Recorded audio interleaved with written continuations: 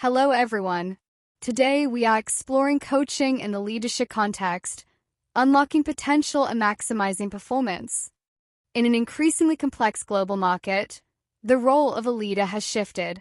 We are moving away from being a directive authority and toward becoming a developmental partner. This presentation examines how this shift empowers individuals and drives organizational success.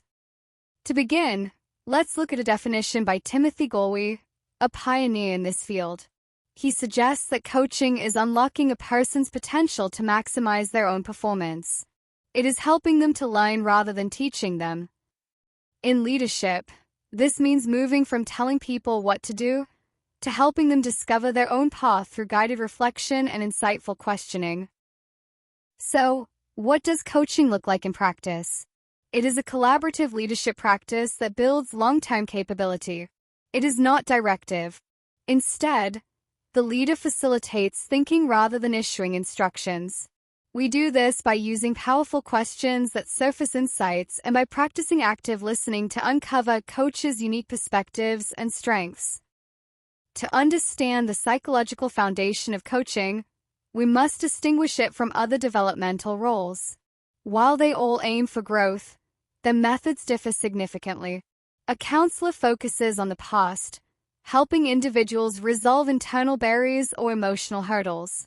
In contrast, a consultant is hired as a technical expert to provide specific solutions and fix problems for the organization. Then we have the trainer, who follows a set curriculum to transfer specific skills or knowledge to a group. A mentor takes a more personal approach, acting as a wise guide who shares their own lived experiences to help a junior professional navigate their career path. Finally, we have the coach. Unlike the others, the coach is a partner in a non-directive relationship.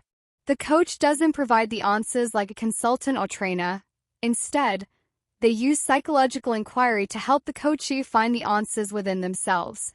By understanding these distinctions, a leader can choose the right intervention at the right time to maximize human potential. It is vital to distinguish between these three. Managing is about task delivery and control. Mentoring is about sharing wisdom and advice based on seniority. Coaching, however, is development-focused. It is a non-directive partnership where the power is shared. While managing tells and mentoring guides, coaching asks. This distinction is what allows for true talent transformation in the workplace. The mechanics of coaching rely on two fundamental pillars: awareness and responsibility. Awareness is the capacity to see facts and environments clearly. Responsibility is the internal choice to own an outcome. As John Whitmore noted, when a leader provides the answer, they retain the responsibility. But when a coach finds the answer, they own the execution. To provide structure to these conversations, we use the GROW model. This is a globally recognized framework that ensures coaching is result-oriented. It consists of 4 stages: goal, reality, options, and will. By following this cycle, we move from abstract ideas to concrete, committed actions. Let's break that down. In the goal phase, we define exactly what the individual wants to achieve. In the reality phase, we look at the current situation. What is happening now? What are the internal and external obstacles? This creates a clear gap for the coachee to bridge. Next, we move to options.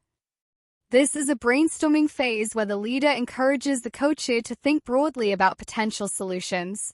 Finally, we reach will. This is where we secure commitment. What will they do? When will they do it?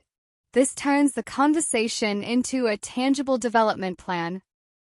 Let's look at a practical application: a Singaporean leader coaching a remote team in India. In this cross-cultural context, the GROW model bridges the gap between different communication styles. The leader uses the goal and reality phases to align on expectations despite geographical distance. By exploring options together, the leader respects local expertise in the Indian market, and the will phase ensures commitment to hybrid approach. This inclusive influence fosters trust and bridges the power distance often found in multinational management. To be effective, leaders must master 3 core skills. First, active listening. This goes beyond simply hearing words. It involves being fully present, observing nonverbal cues, and listening to understand the coach's perspective without judgment. Second, asking powerful questions. These are open-ended inquiries that shift the focus from why something happened to how it can be solved, sparking deeper reflection in the coachee. Third is providing constructive feedback that encourages growth rather than defensiveness. Finally, emotional intelligence. This is the leader's ability to recognize and manage their own emotions while empathizing with the coachee, creating the psychological safety necessary for honest growth. The psychological foundation of coaching relies on usage of personality frameworks like the Big Five. MBTI offers deep insights into a coach's natural tendencies. This allows a leader to tailor their communication and coaching style, ensuring a truly personalized and effective developmental journey for every individual.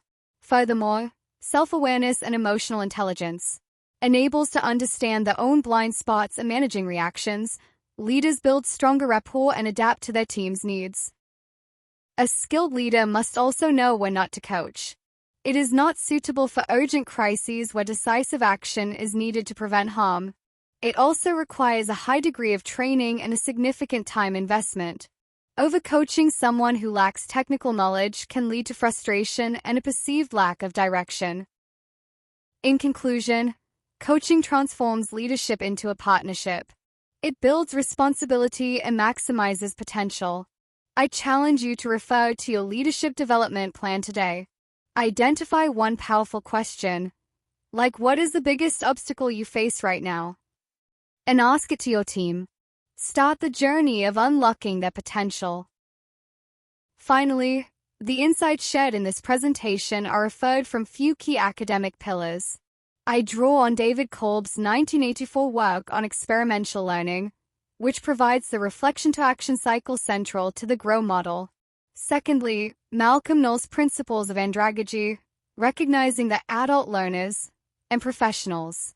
To ensure these coaching conversations are delivered effectively, especially in remote or multimedia contexts, I applied Richard Meyer's multimedia learning and Alan Pivio's dual coding theories, ensuring our communication is cognitively accessible.